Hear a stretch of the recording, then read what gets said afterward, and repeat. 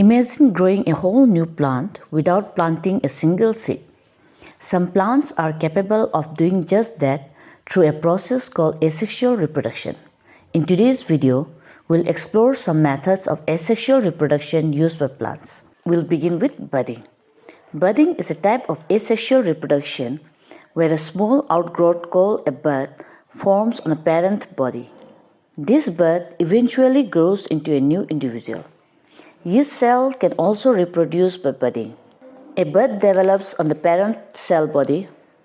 The nucleus divides and one copy passes into the bud, followed by cytoplasm and cell organelles. Once fully grown, the bud separates from the parent cell to become a new individual. Some organisms, like Spirogyra, reproduce in a completely different way.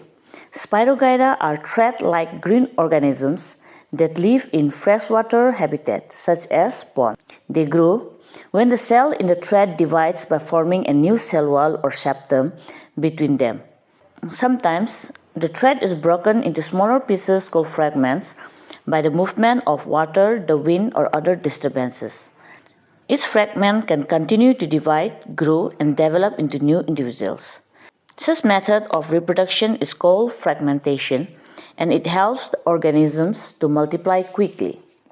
Apart from Spirogyra, fragmentation also occurs in plants like mosses and liverworts. But most of the time, mosses and liverworts reproduce by forming spores, much like those of ferns. Spores are special cells that can grow into a whole new plant on their own. Spores are tiny single-celled structure with tough protective coat. This tough covering helps spores survive harsh or unfavorable environment. They germinate only when the conditions are right. Being lightweight, spores are easily dispersed to a new location by wind or water. Now moving on to the flowering plants.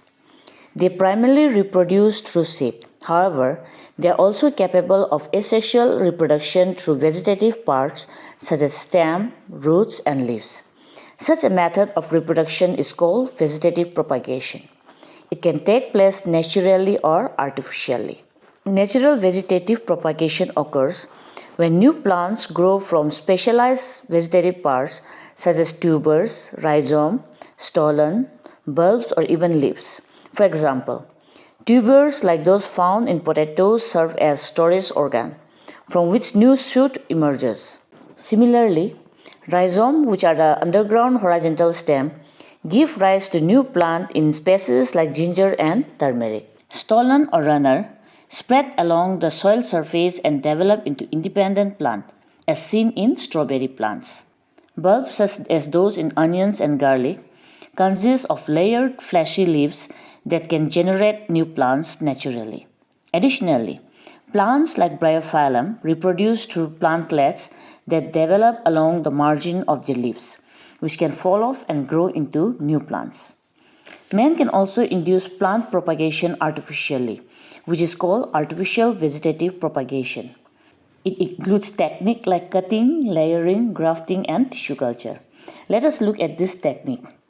Cutting is the simplest method. A part of the plant, such as a stem, is cut and planted in the soil. This part then develops roots and grows into new plant. Rose and sugarcane are often propagated through stem cutting. In layering, a low branch is bent to touch the ground. The portion touching the ground is covered with soil. The buried part develops root and is then separated from the main plant. Plants like jasmine, which have flexible branches, are suitable for layering. Grafting is a method used to combine the desirable qualities from two different plants into one. A small part of one plant, called the scion, is carefully attached to the part of another rooted plant known as stalk. Over time, the tissues merge together, forming a single plant. This technique is commonly used in fruit trees like apples and mangoes. Tissue culture, also called micropropagation, is a method of growing new plants from different plant parts in a laboratory. The plant part is placed on a sterilized medium containing the necessary nutrients. After some days, a mass of undifferentiated cells known as callus develops. The cells of the callus is then transferred to other medium containing hormone, where they eventually develops into plantlets. This method is used to produce many healthy disease-free plants quickly, such as orchids and gladiolus. Vegetative propagation has several advantages. It is faster to produce new plants compared to growing from seed. The new plants are genetically identical to the parent, so desirable traits are preserved. It enables plants that do not produce viable seeds to reproduce and multiply. Many plants can be grown at the same time in a small space. Thus, we see that asexual reproduction helps plants multiply quickly even without seed. Don't forget to check out my upcoming video where I will explain the sexual reproduction in plants. Thanks for watching.